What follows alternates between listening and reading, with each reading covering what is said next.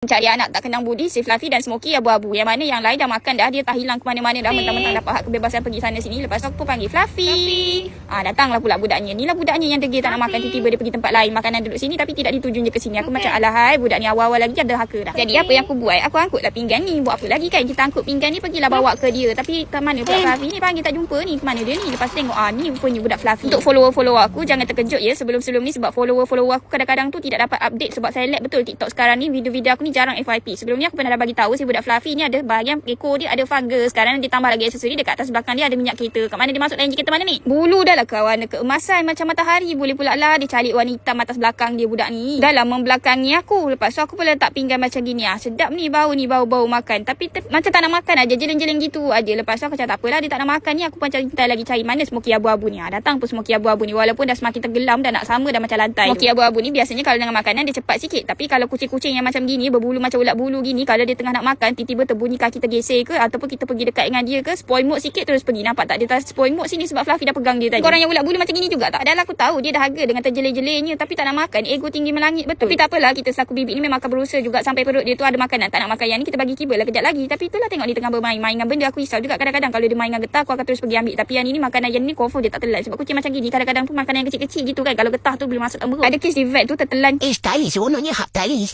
Oh, dia pilih tali daripada main dengan aku. Adik dia ya. Kau siap. Sini. Dah lah ajak. Aku pun tak. Mai sini tali tu bagi kat aku. Jap. Smokey, mana tali tu?